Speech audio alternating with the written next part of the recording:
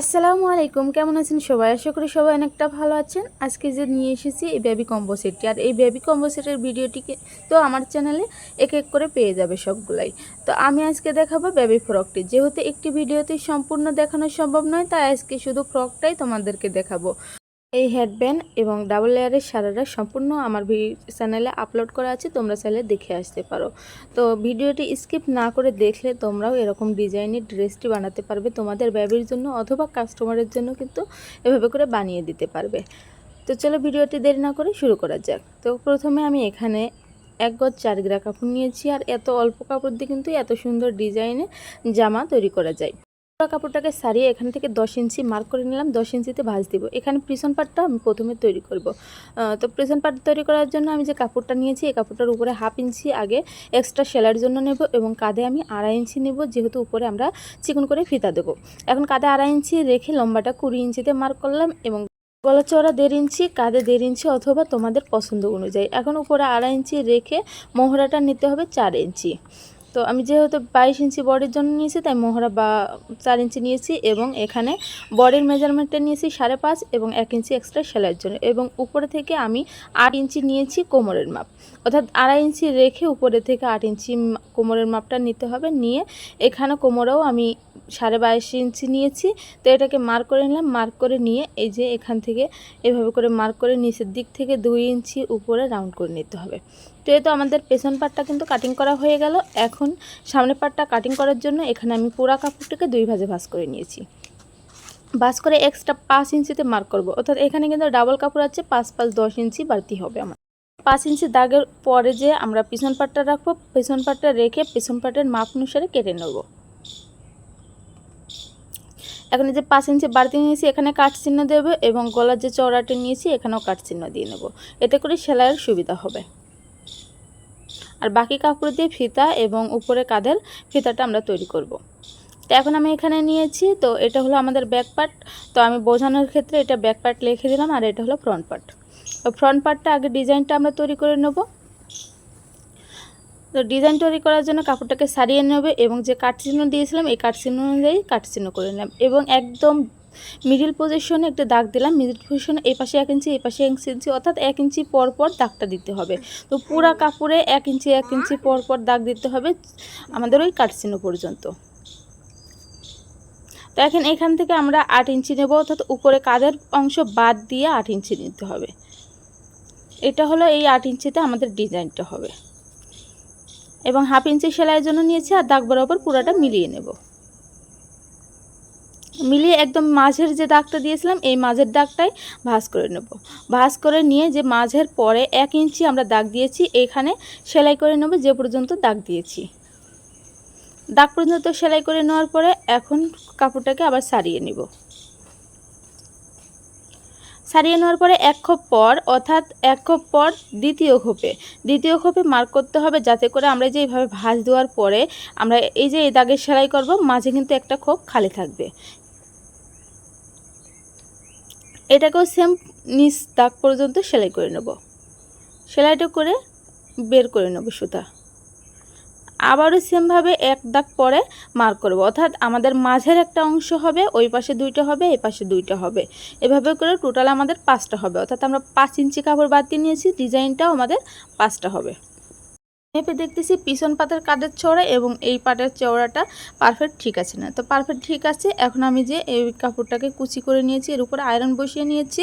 তো আয়রন না বসালেও কিন্তু হবে। এখন কলমটাকে ঢুকিয়ে একটু ফুলিয়ে নিতে হবে। ফুলিয়ে যে পর্যন্ত সেলাই দিয়েছি এ পর্যন্ত একটু চাপ দিয়ে হালকা চেপে নিতে হবে। তো চেপে নিলে পরে এর ডিজাইনটা অরিজিনালি বের হবে। তখন এর উপরে আয়রন বসিয়ে নিতে পারো। যদি আয়রন না থাকে তো আমি একদম ভিডিওর লাস্টে যে ডিজাইনটি করে দেখেছি সেই ডিজাইনটি এখানে প্রথমে তোমরা করে নিবে, তারপরে জামাটা সেলাই করবে। তো আমি আয়রন করে নিয়েছি, এতে কিন্তু আমার কুচিটা সুন্দরভাবে পারফেক্টভাবে বসে থাকবে। এই জন্য আমি জামা সেলাইয়ের পরে ডিজাইনটা করে দেখাবো। তো এখন যে পট্টির কাপড় নিয়েছি, এই পট্টির কাপড়টাকে এই পিছন পাট বসিয়ে নেব। বসিয়ে আর্ম হলে যে মাপটা রয়েছে এই মাপটা অনুযায়ী কেটে নেব।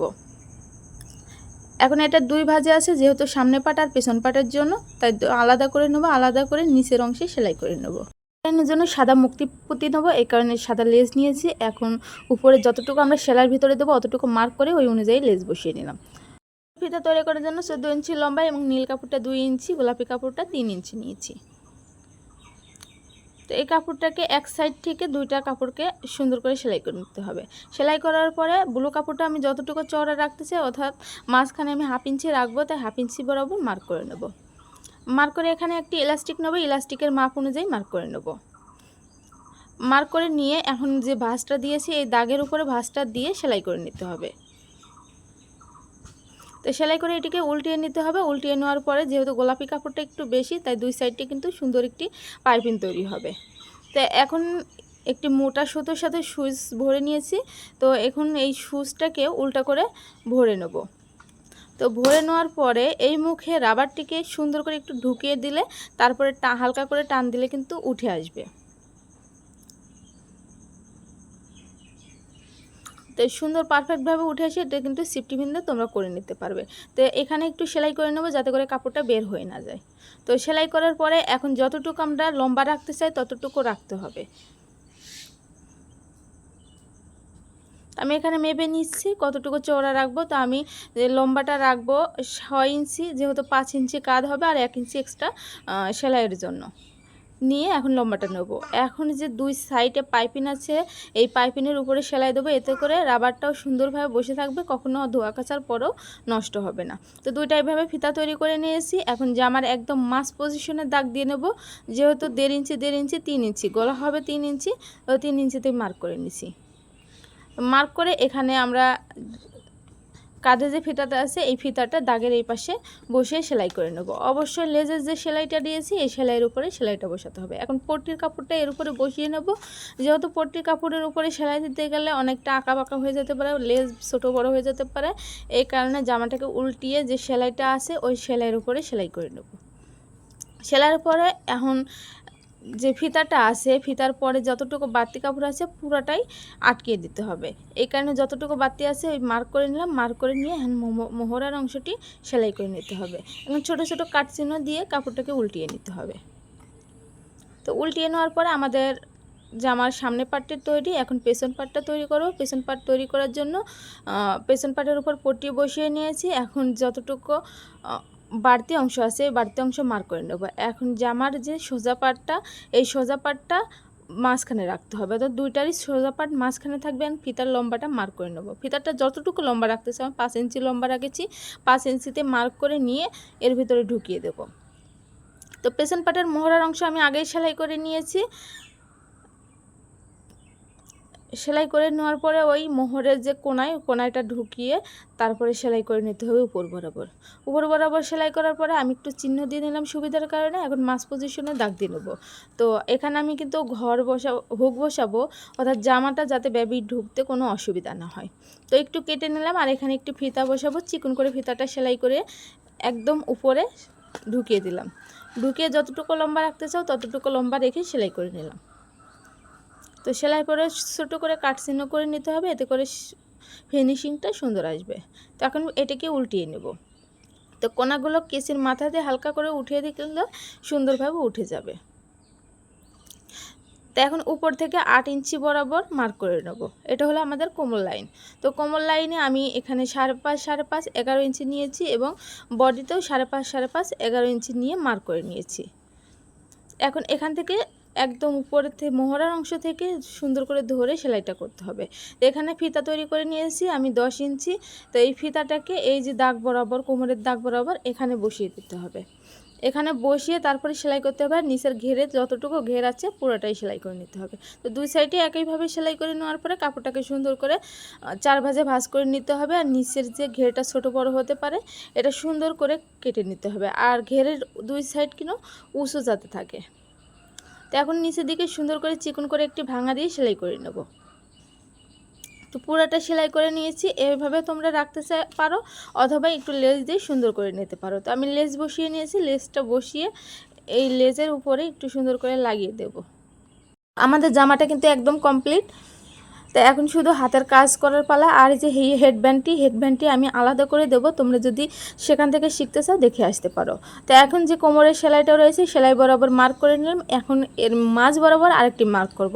তো মাঝেরটাই কিন্তু আসল ডিজাইনটা হবে। কারণ উপরে আমি পুঁতিয়ে বসিয়ে নেব, আর পুঁতিটা বসাতে হবে যে ভাঁজের কাপড় আছে এর ভাঁজের এই সাইডে অর্থাৎ একদম যে মাঝে যে ফাঁপা আছে ফাঁপা অনুযায়ী পুরো লাইনটা সেলাই করে নিতে হবে। তোমরা খেয়াল করলেই পারবে, আমি এটি ভালো করে দেখিয়ে দিচ্ছি। একদম যে কাপড়ের কর্নার অর্থাৎ আমাদের বাড়তি যে ডিজাইনের কাপড়টা আছে এই ডিজাইনের কর্নারে সেলাই করতে হবে। মানে এই কর্নারে সেলাই করার পরে এখন এই কর্নারে সেলাই করতে হবে। এই কর্নারে দুইটা একসাথে সেলাই করতে হবে।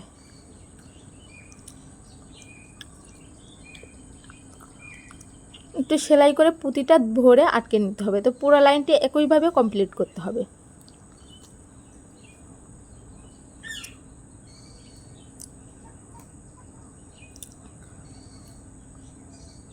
ভালো করে খেয়াল করলে তোমরাও পারবে। খুবই সুন্দর বেবি ফ্রক। তো এখন এই নিচের লাইনটাও কমপ্লিট হয়ে গেছে। এখন মাঝের অংশটা তৈরি করব। তো মাঝে একদম মাঝ বরাবর সুচটা তুলে নেব। সুচটা তুলে নিয়ে দুই সাইড থেকে সুতা দিয়ে টেনে ধরতে হবে।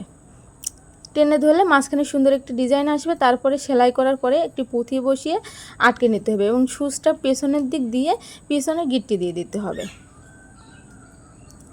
পিছনে গিট্টি দিয়ে আমি সুচটাকে কেটে নিলাম। কেটে নিয়ে এখন আরেক কোপের মাছ বরাবর সুচটাকে তুলতে হবে। তোলার পরে এখন এই কাপড়ের কর্নারে চলে যেতে হবে, অর্থাৎ দুইটা কাপড়কে অ্যাডজাস্ট করে লাগিয়ে নিতে হবে। আমরা আগে লাগিয়েছিলাম দুইটা কাপড়কে অ্যাডজাস্ট করে আটকে নিতে হবে, আর এটাকে আমরা দুই সাইড থেকে একটু চ্যাপটা করে মাথাতে আটকে নিতে হবে। তো মাথাতে আটকে নেওয়ার পরে একটি পুঁতি বসিয়ে নিতে হবে। পুঁতিটাকে ঘুরিয়ে সেলাই করে এখন পেছনে আবার সুচটাকে নিয়ে পেছনে সেলাই করে সেলাইটা কেটে নিতে হবে। ভিডিওতে কিছু না বুঝতে পারলে একটু টেনে টেনে দেখলে তোমরাও পারবে। তো এই যে আমি দেখিয়ে দিচ্ছি, দুইটাকে অ্যাডজাস্ট করে উঁচু করে ধরে এভাবে সেলাই করে নিতে হবে। তো এভাবে করে কমপ্লিট হয়ে গেলে আর আমি ফুল তৈরি করে নিয়েছি। এই ফুলটা যে কোনো এক সাইডে বসিয়ে নিতে হবে। তো ফুলটাকে সুতা দিয়ে লাগিয়ে নিতে হবে। তোমরা এই ফুলটা তৈরি দেখতে চাইলে আমাকে অবশ্যই কমেন্ট করবে। আর এই ফুল তৈরির ভিডিও কিন্তু আমার চ্যানেলে অলরেডি আপলোড করা আছে, তোমরা চাইলে দেখে আসতে পারো। তো পর্যন্ত দেখা হবে অন্য কোনো ভিডিও।